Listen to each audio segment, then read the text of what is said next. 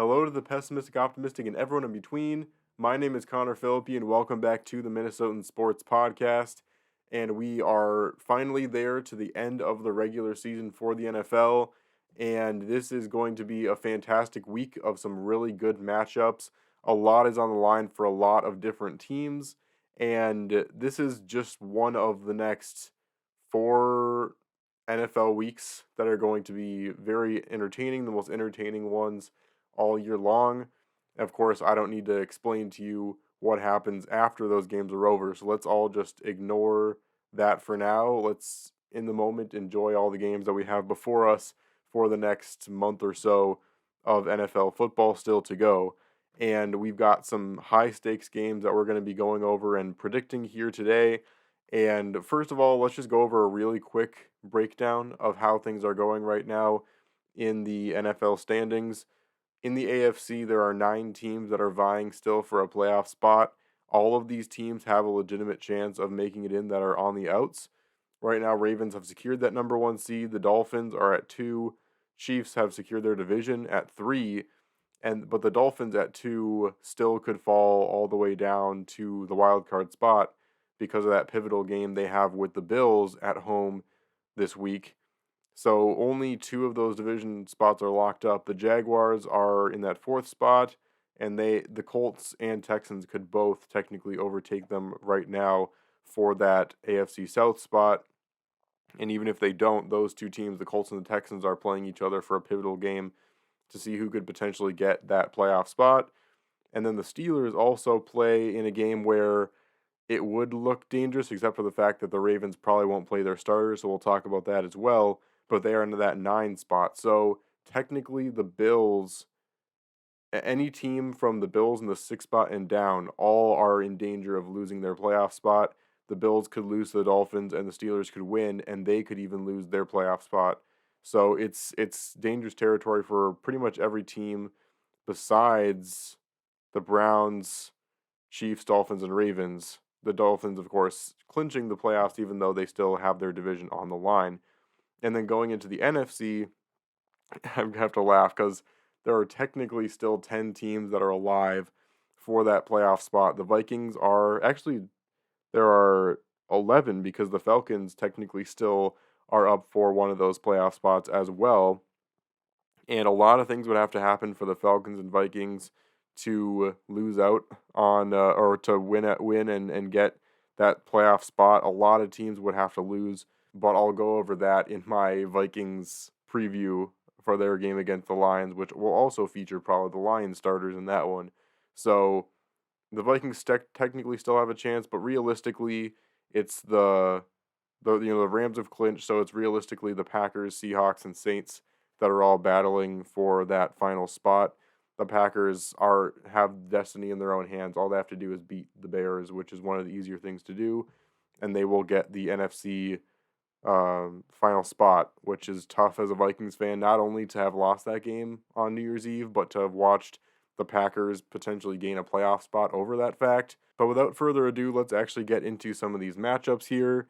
And there's actually 2 matchups on Saturday this week, and actually that's my 1-year wedding anniversary, so that's what I'm going to be focused on that day instead of the games. But I can still go over them today, and it's the Steelers and Ravens at 3:30 and the Texans and Colts at 7:15. Those are going to be 2 very important games for seeding purposes, and the Ravens are most likely going to have their backups in.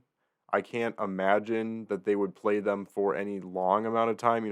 There's a lot of different strategies in terms of, some coaches want to at least give their starters some playing time in that game to keep them fresh going into the postseason, especially considering the Ravens locking in that 1 seed are going to have a full bye week.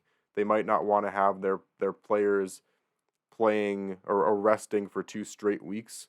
So they might get him into some action for a little bit, but especially considering Lamar Jackson's injury history, I don't know if you want to risk putting him in. It's a tough one. It's kind of the Ravens are such a good team right now that it feels almost like the Steelers could still very well lose this game, even if they have the Ravens backups that they're playing. It's a tough decision. You know what? I hate to do this to Steelers fans, and I understand I have a bias against the Steelers. I have never liked them, but honestly, I don't know if this counts as my upset of the week pick, which, every week I always pick one team that's an upset that I think has the best chance of potentially winning their game. And since Pittsburgh's favored by more than 3, I don't know if this counts fully as the upset of the week, but I'm going to go with it. I'm going to say that the Ravens, even with their backups in, will take care of the Steelers, will help the Bills out and help them clinch a spot in the playoffs. I don't know. I feel like the Ravens, especially at home, their backups might even be able to get the job done against these Steelers. Again, it just kind of a gut feeling. I feel like the Ravens will still take this one. Next up, we have an absolute banger of a Saturday night football game, Texans at Colts. The Colts are 4-4 at home. The Texans actually have the -1 line here, so they are favored to win just barely. CJ Stroud, after being out for a couple weeks with the concussion, came back last week, so he's going to be fully in and ready to go. Stroud putting up some serious Rookie of the Year numbers for the AFC and probably for the entire league, honestly, in my opinion. Still deserves that spot, even with a couple of those injuries. I honestly feel like a playoffs with CJ Stroud in it would be very interesting to watch. As for the Colts, Minshew Mania has definitely been taking this Colts team by storm. Michael Pittman Jr. will be back in, and so it's going to be a tough decision here as well. But I don't know, with a fully healthy CJ Stroud, I understand that they lost Nico Collins, they lost Tank Dell, but I don't know. I still want to trust CJ Stroud in this situation with the playoffs on the line. I know he's only a rookie, but I feel good about them in this situation. They've been playing well this year, and the Colts, I feel like there's just still something that I feel like I haven't seen from them yet, where in a high leverage situation like this, I just don't know if I can count on them to win. So I'm going to go with the Texans for the last game, rounding out that Saturday slate. I always do a separate video previewing the Vikings game for the week, and even with the Vikings playoff chances still being completely out the window, I'm still going to be doing that preview. That's going to come out in the next couple days. So I'm going to hold off on my prediction between the Vikings and the Lions. Might honestly be a pretty interesting matchup considering the fact that their backups are going to be in that game. So stay tuned for that video. Next up, we have Browns at Bengals. Now, the Bengals are out of playoff contention. The Browns are pretty much locked into that number 5 spot. I don't know. I just feel like the Browns aren't going to have very much to play for in this game. So this is kind of a toss-up of a matchup. I'm going to say that the Bengals have a feel-good win before the season's over. It really doesn't matter that much in this game. I don't expect the Browns to play 100%. I don't even know if they're going to play their starters in this game. So just another fun toss-up, and I'm going to say the Bengals will win this game. And then we have the Jaguars at the Titans. Now, the Jags have not been playing very good football the last few weeks. They have had numerous opportunities to wrap up this AFC South division. They haven't been able to do it. Now, the Titans have been pretty bad over the last few weeks as well, so it's really tough to imagine that the Jags would lose this game. But you know what? I'm going to say they do. We saw it a couple years ago when the Colts just needed one more win against a really bad Jags team that year, and they couldn't get it done, and it just kind of feels like the same energy this year. This is a Jags team that had very high expectations going into this season. They've had so many opportunities to try and get this job done, and Trevor Lawrence's injuries just continue to plague him. Those are a combination of things that all lead up to potentially the Jaguars fumbling the bag in this game and having a full opportunity to control their own destiny, walk basically into the playoffs, and losing an easy game like this to the Titans. I hate to say it, but the Jags are, in my opinion, are going to lose to the Titans and lose that spot. And then we've got the Jets at the Patriots. This game doesn't really matter, so we'll breeze through it. I just feel like the Jets will probably win this game. The Patriots are 1-7 at home, which is just sad. So I'm just going to go with the Jets here. Not much discussion needed on that game. Falcons at Saints. Now, this is a game between two teams that potentially could still make it in. The Falcons have just been completely... their second half of the season has been awful. Their entire offense is completely stagnant. I'm going to go with the Saints here to win this game. As much as there's been turmoil within their team in terms of quarterback issues and all the different stuff, I still have to go with the Saints to win this particular game. Bucks at Panthers. Now the Bucks can potentially wrap up this division with a win against the Panthers. I think they're going to find a way to do it. Baker Mayfield's been pretty good this season, and the Panthers have just been a dumpster fire. They're in full-on rebuild mode. The Buccaneers need this win to clinch, and I think they will get this job done. So Bucks win that game. Bears at Packers. Now the Packers need to win this game as well to clinch their spot in the playoffs. And as much as I want to use my biased Vikings fan side to say that the Packers aren't going to win this game, I mean, come on. I think that they'll find a way to do it. The Bears sneakily finding their way to 7-9 right now. I mean, honestly, very impressive kind of last half of the season they've had, getting the Bears fans all to chant that they want to keep Fields. They're going to have a lot of decision-making to make in the offseason with that number 1 pick that they acquired from the Panthers. So they're going to put up a fight in this game. I think that the Bears have nothing to lose. The Packers have everything to lose. And sometimes at this point in the season, going up against a team that has nothing to lose could potentially be dangerous. They're going to take some risks. But I still think that the Packers are turning it on at the right time like they always seem to do. And I think they'll find a way to get that number 7 spot and win this game. Broncos and Raiders. Now, looking at the standings, both of these teams eliminated, so it won't matter that much between these two scores. I feel like the Broncos have just said so much going on. The Russell Wilson stuff, he's benched for this game. I feel like I trust the Raiders to win this game. The Broncos have a lot of stuff to work through in this offseason. It'll be a very interesting offseason for them, and hopefully it results in Sean Payton having another bad year next year with the Broncos, because I hate him. But I'm going to say the Raiders find a way to win this game. They're 5-3 at home, so that also helps their odds. A few more, actually a lot of 325 games still to go. Eagles at Giants. Now the Eagles at this point still in line to potentially win the NFC East if things go their way here. They're still going to have a lot to fight for, and the Cowboys will be playing a matchup that is almost for sure going to end up in a win for them. It's going to be kind of an interesting situation. It doesn't really matter, though, in terms of making predictions. They're going to beat the Giants, in my opinion. It doesn't really matter who is in the game. The Giants had a little bit of hope there with DeVito, but then after that, it really trailed off. The Giants, not a good team this year, and they'll kind of finish off with an unimpressive home loss against the Eagles. Seahawks at Cardinals.